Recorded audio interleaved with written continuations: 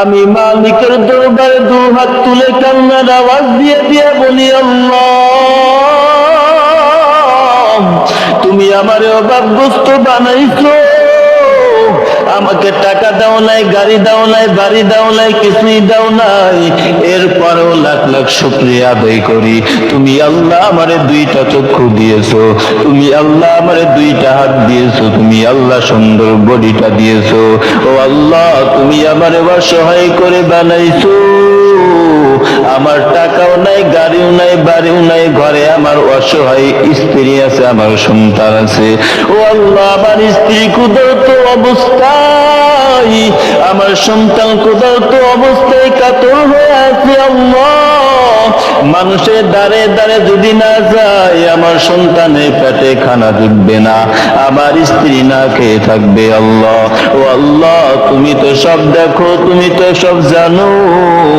ওই বান্দা আমারে খানা দিবে না, কিছুই দিবে না, না দিল, না করে দিলেই তো আমি চলে আসতাম, কিন্তু সে আমার সাথে কেন খারাপ আচরণ করলো? ও আল্লাহ, সে আমার কেন ঘাড় ধাক্কা দিয়ে তাড়াইয়া দিল? ও আল্লাহ, এই বিচারটা যদি দুনিয়ার মালিকের কাছে চাই, দুনিয়ার বিচারপতির কাছে যদি বিচার চাই, আমারে আঘাত করবে, আমারে দোষারোপ করবে। ও আল্লাহ, তুমি তো বিচারকের থেকেও বড় বিচারক, তুমি তো বড় ক্ষমতাবান, শক্তিবান, তোমার থেকে বড় বিচারক আর কেউ নাই। ও আল্লাহ, তুমি মালিকের কাছে বিচারটা চাই, তুমি আমার বিচার করিও। আল্লাহ, আল্লাহ তাআলা আমার চোখের পানি কবুল করে নিয়েছেন, শুধু চোখের পানি কবুল করে নাই, আল্লাহ তাআলা এখন আমার গাড়িও দিয়েছেন, বাড়িও দিয়েছেন। আল্লাহ আমার অর্থ সম্পদের মালিক দিয়েছেন, আর সব থেকে বড় জিনিস যা দিয়েছেন, বড় নিয়ামত যা দিয়েছেন, তোমার মতন একজন দিনদার পরহেজগার নেককার সুন্দর সুদর্শন নারী, তার হাত থেকে ছিনিয়ে নিয়ে আমি বান্দারে মালিক দান। স্ত্রী যখন ওই ভিক্ষুকের প্রতি নজর পড়ে গেল, নিজেরে আর ধরে রাখতে পারেন না, চোখ দিয়ে পানিগুলো বেয়ে বেয়ে জমিনে পড়ে যায়। আল্লাহর বান্দি নিজের ধরে রাখতে পারেন না। স্বামী ঘরের মধ্যে আসলেন, স্ত্রীর দিকে নজর করলেন, দেখেন স্ত্রীর চোখ দিয়ে পানিগুলো বেয়ে বেয়ে বেয়ে বেয়ে পড়ে। স্বামী স্ত্রীরে বলে, স্ত্রী তুমি কেন কান্না করো, তোমার চোখে পানি কেন? বিবি ডাক দিয়া কয়, ও আমার আদরের স্বামী, আজকে যেই ব্যক্তিকে আপনি খাওয়াইলেন, আমার মনে হয় এই ব্যক্তি আর কেউ না, এই ব্যক্তিটা আমার প্রথম স্বামী, তার মতন দেখতে লাগে। এবার স্বামী ডাক দিয়া কয়, ও আমার বিবি, তোমারে তো আমি কখনো প্রশ্ন করিনি, ওই স্বামী তোমারে কেন তালাক দিয়ে দিয়েছিল? আল্লাহর বান্দি যুবতী নারী ডাক দিয়া কয়, ও আমার স্বামী, একদিন স্বামী স্ত্রী দুজন খাইতে বসলাম, হঠাৎ করে একজন ভিক্ষুক এসে কিছু চাইলো, আমার স্বামী তো তারে কিছুই দিল না, বরং তার সঙ্গে খারাপ আচরণ করলো, তারে ঘাড় ধাক্কা দিয়ে বাড়ি থেকে তাড়াইয়া দিল।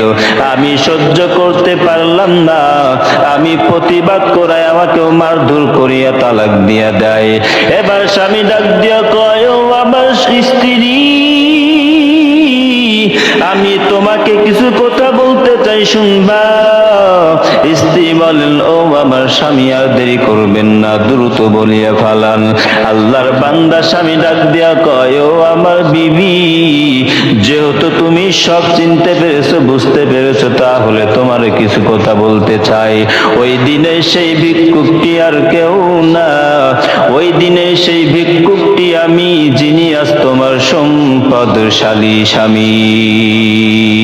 কাদের কুদুর তুদারি বর কামালং তারব্বি আংতা হাসবি জুল জালাল, তুহি কাদের জলিলুল্লাহ জাহাদান, বহর হালে তুহি মেরা নিগাহদান।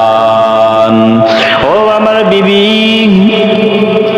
আমি যখন ঘরে কিছু চাইতে গেলাম, কিছু তো দিলই না, বরং খারাপ আচরণ করেছেন।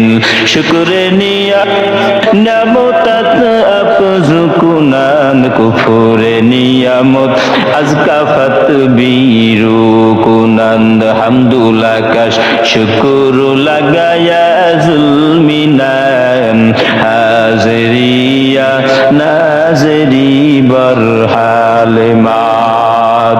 এই জন্য যুবক সাবধান হয়ে যাও, আল্লাহর দেওয়া অর্থ, আল্লাহর দেওয়া সম্পদ, এই সুন্দর চেয়ারটার মালিকও আমার আল্লাহ, দুইটি হাতের মালিকও আমার আল্লাহ, এত সুন্দর বডিটা দান করেছেন আমার আল্লাহ। আজকে সুন্দর হয়েছে, অসুন্দর ওয়ালার প্রতি অহংকার করবে, খবরদার সাবধান। আজকে অর্থ সম্পদ পেয়েছো, অর্থ সম্পদ পাইয়া অভাবগ্রস্তদের প্রতি ক্ষমতা দেখাইবা সাবধান। যে আল্লাহ ক্ষমতা দিয়েছেন, তোমার অহংকারের কারণে ওই অর্থ সম্পদ ছিনিয়া নিতে পারে।